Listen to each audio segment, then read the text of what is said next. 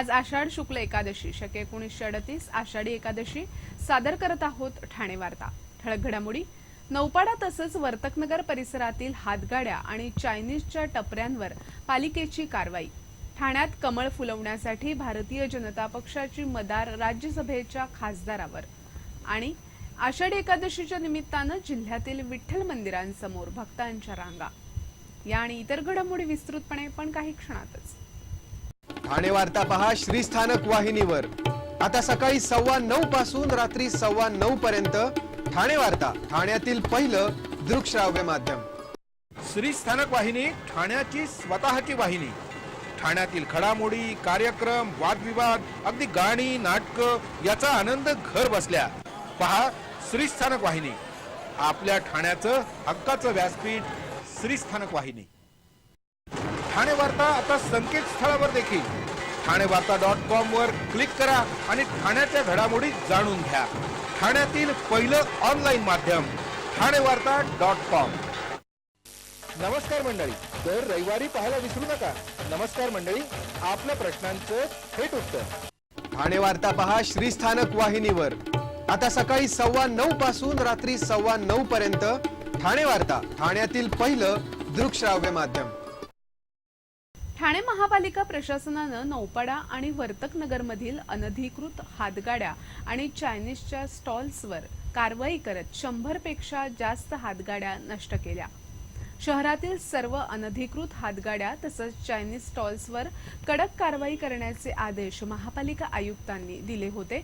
त्यानुसार काल नौपाडा प्रभाग समितीतील एसटी स्टँड, रेल्वे स्थानक, गोखले रस्ता, राम मारुती चौक, जांभळी नाका या परिसरातील 75 हातगाड्या आणि अनधिकृत टपऱ्या तोडण्यात आल्या। या कारवाईच्या वेळी राजकीय विरोध झाला, मात्र हा विरोध न जुमानता ही कारवाई करण्यात आली। वर्तकनगर प्रभाग समिती अंतर्गत 25 पेक्षा जास्त हातगाड्या आणि टपऱ्यांवर कारवाई करण्यात आली। महापालिकेच्या छत्रपती शिवाजी महाराज म्हणजे कळवा रुग्णालयाचा कारभार सुधारावा या मागणीसाठी महाराष्ट्र नवनिर्माण सेनेतर्फे आंदोलन करण्यात आलं। महाराष्ट्र नवनिर्माण सेनेच्या कार्यकर्त्यांनी यासाठी कळवा रुग्णालयाच्या अधिष्ठात्या मैत्रा यांना घेराव घातला होता। महापालिकेच्या कळवा रुग्णालयात मोठ्या प्रमाणावर घोळ सुरू असून अनेक डॉक्टर हजेरी लावून कामावरून गायब होत असल्याच्या तक्रारी आहेत। महाराष्ट्र नवनिर्माण सेनेच्या कार्यकर्त्यांनी याबाबत मैत्रा यांना जाब विचारला। या घेरावाच्या वेळी एका डॉक्टरला 3 वेळा निरोप पाठवण्यात आला, पण तरी सुद्धा डॉक्टर न आल्यानं रुग्णालयाचा गलथान कारभार उघडा झाला। संबंधित डॉक्टरच्या सहाय्यकानं डॉक्टर आले नसल्याचा निरोप अधिष्ठात्यांना दिला। लाखो रुपये पगार घेऊनही खासगी रुग्णालयात काम करणाऱ्या डॉक्टरांवर कारवाई करावी। यामध्ये महापालिकेची लूट होत असून यामध्ये मोठा घोटाळा झाल्याचा आरोपही महाराष्ट्र नवनिर्माण सेनेतर्फे करण्यात आला होता। या रुग्णालयाच्या कारभाराबाबत प्रभाकर चौधरी यांनी थेट अमेरिकेहून महाराष्ट्र नवनिर्माण सेनेचे अध्यक्ष राज ठाकरे यांना साकडं घातलं होतं। त्यानंतर राज ठाकरे यांनी आपल्या कार्यकर्त्यांना या रुग्णालयाविरोधात आंदोलन करण्याचे आदेश दिले होते। त्यानुसार हे आंदोलन करण्यात आलं। रुग्णालयाच्या अधिष्ठात्या मैत्रा यांनी राज ठाकरे यांच्या पत्रावर येत्या 8 दिवसात कारवाई करण्याचं आश्वासन दिलं असून यावर कार्यवाही न झाल्यास महाराष्ट्र नवनिर्माण सेनेच्या पद्धतीनं उग्र आंदोलन छेडण्याचा इशारा देण्यात आलाय। ठाणे महापालिकेची सार्वत्रिक निवडणूक काही महिन्यांवर येऊन ठेपली असतानाच शहरातील विविध प्रश्न सोडवण्यासाठी पुढाकार घेणार असल्याची घोषणा भारतीय जनता पक्षाचे राज्यसभेतील नवनिर्वाचित खासदार विनय सहस्रबुद्धे यांनी गुरुवारी ठाण्यात केली। याशिवाय मूळचे ठाणेकर असल्यानं महिन्यातून एकदा ठाणेकरांना भेटणार असल्याचंही त्यांनी जाहीर केलं। ऐन महापालिका निवडणुकीच्या तोंडावर सहस्रबुद्धे सक्रिय झाल्यानं ठाण्यात कमळ फुलवण्यासाठी भारतीय जनता पक्षाची मदार राज्यसभेच्या खासदारावर असल्यानं राजकीय वर्तुळात तर्कवितर्क लढवले जात आहेत।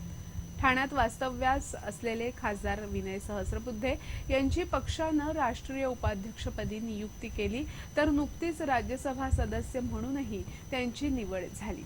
या निवडीनंतर काल त्यांनी ठाण्यातील भारतीय जनता पक्षाचे पदाधिकारी आणि प्रसार माध्यमांशी संवाद साधला। मुंबईच्या अवतीभोवती 8 महापालिका असून भविष्यात ही संख्या 10 होणार आहे. दक्षिण आशियात या महापालिकेमधील नागरीकरण इतर शहरांच्या तुलनेत विशेष आहे. ठाणे तसंच आसपासच्या शहरातील वाहतूक, प्रदूषण, रोजगार संधी तसंच अन्य विविध प्रश्न सोडवण्यासाठी पुढाकार घेणार असल्याचं त्यांनी यावेळी सांगितलं. तसंच राज्यसभेतील सदस्य म्हणून ठाणे परिसरातील नागरिकांशी संपर्क साधणं सोपं जावं यासाठी ठाणे इन राज्यसभा या नावानं फेसबुक पेज सुरू करणार असून दर महिन्याच्या पहिल्या शनिवारी ठाणेकरांना भेटणार असल्याचं विनय सहस्रबुद्धे यांनी सांगितलं. विठोबा रखुमाई समवेत माऊलींच्या जयघोषात ठाण्यात शाळकरी चिमुकल्यांनी वारी काढली होती. एकीकडे इंग्रजीचे वर्चस्व वाढत असताना मराठी माध्यमांच्या शाळेत साजरे होणारे सण हे शालेय वातावरणात नेहमीच कौतुकाचे विषय ठरत असतात. याच उपक्रमाचा एक भाग म्हणून सरई येथील ब्राह्मण शिक्षण महामंडळांतर्गत ब्राह्मण विद्यालय पूर्व प्राथमिक विद्यालयातर्फे आषाढी एकादशी साजरी करण्यात आली. यावेळी शिक्षक वर्गानं फलकावर रेखाटलेला विठोबा आणि पंढरपूर दिंडीच्या चित्राने अवघा परिसर बाहुलीमय झाला होता. सुरुवातीस प्राथमिकच्या मुख्याध्यापिका नम्रता वडे, पूर्व प्राथमिकच्या मुख्याध्यापिका रोहिणी दिवाण आदी शिक्षिकांनी ज्ञानोबा माऊलीला बुक्का लावून दिंडीला सुरुवात केली. जय जय विठ्ठल, जय हरी विठ्ठलच्या जयघोषात दिंडीचा ठेका धरला. रंगीबेरंगी नऊवारी साड्या परिधान करून नाकात नथ आणि डोक्यावर तुळस घेऊन निघालेल्या मुली खूपच मोहक दिसत होत्या. ठाणे वार्ता पहा श्रीस्थानक वाहिनीवर. आता सकाळी 9:15 पासून रात्री 9:15 पर्यंत ठाणे वार्ता, ठाण्यातील पहिलं दृकश्राव्य माध्यम. आपला परिसर स्वच्छ आणि सुंदर ठेवण्यासाठी ठाणे महापालिकेत सहकार्य करा. ओला सुका कचरा वेगवेगळा जमा करा आणि रोगराईपासून मुक्तता मिळवा. ठाणे वार्ता आता संकेतस्थळावर देखील ठाणेवार्ता.com वर क्लिक करा आणि ठाण्याच्या घडामोडी जाणून घ्या. ठाण्यातील पहिलं ऑनलाईन माध्यम ठाणेवार्ता.com. डॉक्टर आणि रुग्णांचं पिढ्यानपिढ्यांचं जिव्हाळ्याचं नातं म्हणजेच डॉक्टर बेडेकर हॉस्पिटल. आता अत्याधुनिक सोयी सुविधा आणि तंत्रज्ञान युक्त वंध्यत्व निवारण केंद्रात IVF आणि टेस्ट ट्यूब बेबीचीही सुविधा. डॉक्टर बेडेकर हॉस्पिटल, महर्षी कर्वेपथ, ठाणे. 65 वर्षांची निरंतर सेवा. ठाणे वार्ता पहा श्रीस्थानक वाहिनीवर. आता सकाळी 9:15 पासून रात्री 9:15 पर्यंत ठाणे वार्ता, ठाण्यातील पहिलं दृकश्राव्य माध्यम. संघटित गुन्हेगारी करणाऱ्या 2 टोळ्यांविरोधात आक्रमक पवित्रा घेत ठाणे ग्रामीण पोलीस अधीक्षक महेश पाटील यांनी टिटवाळा आणि भिवंडी परिसरात दहशत पसरवणाऱ्या 16 गुंडांवर मोक्कान्वये कारवाई केली आहे. टिटवाळ्यातील किरण डोंबाळे आणि भिवंडीतील जगन पाटील यांच्या टोळीकडून सातत्यानं बेकायदेशीर कृत्य केली जात होती. त्यांनी आपल्या परिसरात दहशतीचा वापर करून संघटित गुन्हेगारी पसरवण्यास सुरुवात केली होती. याची गंभीर दखल घेत पोलीस अधीक्षकांनी मोक्कान्वये कारवाई केली. टिटवाळ्यातील बिल्डर मनोज जयस्वाल यांची डोंबाळेने कार्यालयात घुसून कोयत्यानं हत्या केली होती. डोंबाळेसह अमर थोरबोले, महेंद्र उर्फ काल्या जाधव, साईनाथ शेळके यांच्या विरोधात मोक्कान्वये कारवाई केली.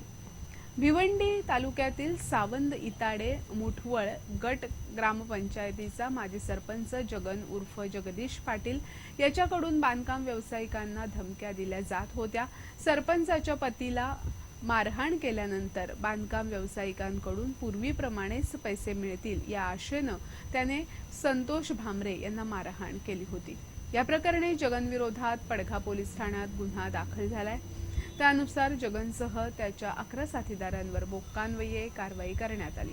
या कारवाईमुळे या टोळ्यांचे कंबरडे मोडल्यानं गुन्हेगारीला आळा बसण्यास मदत होणार आहे. ठाण्यात मॉल संस्कृतीची सुरुवात केलेल्या सर्वात जुन्या इटर्निटी मॉलच्या 4थ्या मजल्यावर शॉर्ट सर्किट होऊन लागलेल्या आगीनं मॉलमधील सदोष अग्नी सुरक्षा व्यवस्थेचं पितळ उघडं पडलंय. त्यामुळे ठाणे महापालिकेनं अग्निशमन दलाने या मॉलला नोटीस बजावली असून संपूर्ण विद्युत यंत्रणा आणि फायर सिस्टीम बदलेपर्यंत मॉल बंद ठेवण्याचे आदेश देण्यात आलेत. दरम्यान वागळे इस्टेट येथील आशर IT पार्कमध्ये भंगार सामानाला आग लागून हानी झाली. सुदैवानं दोन्ही आगीत जीवितहानी टळली. तीन हात नाका येथील 4 मजली इटर्निटी मॉलमध्ये 4थ्या मजल्यावरील डकमध्ये शॉर्ट सर्किट होऊन आग लागली। काल सकाळी 9च्या सुमारास ही घटना घडली। सुदैवाने यामध्ये कोणतीही जीवितहानी झाली नसून मालमत्तेचेही फारसं नुकसान झालं नाही। महापालिकेच्या आपत्कालीन विभाग आणि अग्निशमन दलाच्या जवानांनी आगीवर नियंत्रण मिळवलं, मात्र या आगीमुळे मॉलमधील फायर सिस्टीमचं पितळ उघडं पडलं। मॉलमधील अग्निसुरक्षा कुचकामी असल्याचं या घटनेनं उघडकीस आलं। येथील विद्युत तारा जुन्या झाल्याचं निदर्शनास आलं। 10 वर्षापूर्वी उभारण्यात आलेला इटर्निटी मॉल ठाण्यातील पहिला मॉल असून या मॉलनंतरच ठाण्यात मॉल संस्कृती रुजली। मात्र आता हाच मॉल अखेरची घटका मोजतोय। मिनी थिएटर आणि काही गाळे सोडल्यास संपूर्ण मॉल ओस पडलाय। त्यामुळे येथील अंतर्गत सुरक्षेकडे व्यवस्थापनाचं दुर्लक्ष होत असल्याचं उघड झाल्यानं भविष्यात भीषण दुर्घटना घडू नये म्हणून अग्निशमन दलानं पावलं उचलत नोटीस बजावली आहे।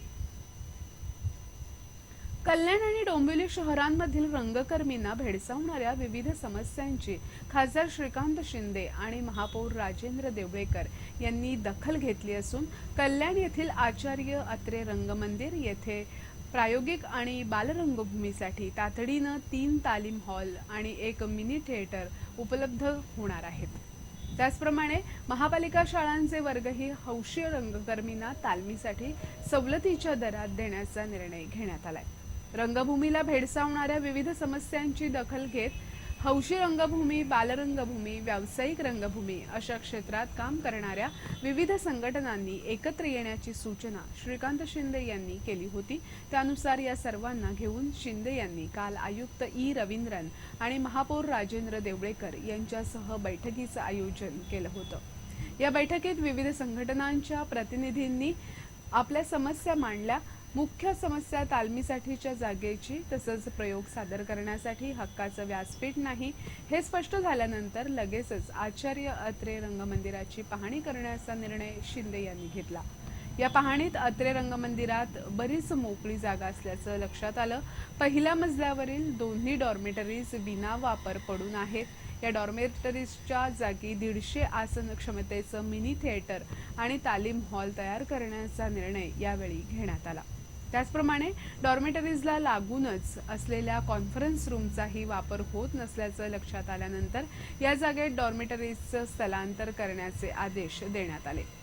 भूमिगत वाहनतळाच्या सुरुवातीलाच उपाहारगृहाचं स्वयंपाकघर आणि स्टोअर रूम आहे ते बंद करून ती जागा देखील प्रायोगिक आणि बालरंगभूमीसाठी तालमींना उपलब्ध करून देण्याचा निर्णय घेण्यात आला। यामुळे अत्रे रंगमंदिरात 1 मिनी थिएटर आणि 3 तालीम हॉल तातडीनं उपलब्ध होणार आहेत। प्रायोगिक आणि बालरंगभूमीवरील रंगकर्मींना व्यावसायिक दर परवडत नाहीत। त्यामुळे तालमीसाठी आणि प्रयोगांसाठी भाड्यात सवलत देण्याचा मुद्दा अनेक रंगकर्मींनी मांडला। त्या संदर्भात भाडे निश्चितीसाठी समिती स्थापन केली जाईल असं महापौर देवळेकर यांनी स्पष्ट केलं। या समितीत रंगकर्मींच्या प्रतिनिधींचाही समावेश करण्याचा निर्णय घेण्यात आला। या समितीमुळे प्रायोगिक आणि बालरंगभूमीला सवलतीच्या दरात तालीम आणि प्रयोगांसाठी जागा उपलब्ध होण्याचा मार्ग मोकळा झालाय। आज आषाढी एकादशी। आषाढी एकादशीच्या निमित्तानं विठ्ठल नामाचा गजर आणि टाळ मृदुंगांच्या निनादानं जिल्ह्यातील पांडुरंगाची मंदिरं दुमदुमली असून हजारो भाविकांनी दर्शनासाठी विठ्ठल मंदिरांसमोर रांगा लावल्याचं चित्र दिसत होतं। कोपिनेश्वर मंदिरातील विठ्ठल मंदिरात भाविकांनी दर्शनासाठी रांगा लावल्या होत्या। ठाणे जिल्ह्यात बिर्लांनी बांधलेलं शहाडचं विठ्ठल मंदिर प्रसिद्ध आहे। आज पहाटेपासूनच या मंदिरात पांडुरंगाच्या दर्शनासाठी भाविकांनी एकच गर्दी केली होती। विठ्ठलाची षोडशोपचार पूजा झाल्यानंतर दर्शनासाठी भाविकांना मंदिरं खुली करण्यात आली। यावेळी प्रसाद म्हणून खिचडीचं वाटप केलं जात होतं। केवळ मंदिर परिसरच नव्हे तर सर्वत्रच आषाढी एकादशी निमित्त भक्तिभावानं वातावरण भारून गेलं होतं। कोणताही अनुचित प्रकार घडू नये म्हणून पोलिसांनी कडेकोट पोलीस बंदोबस्त ठेवला होता।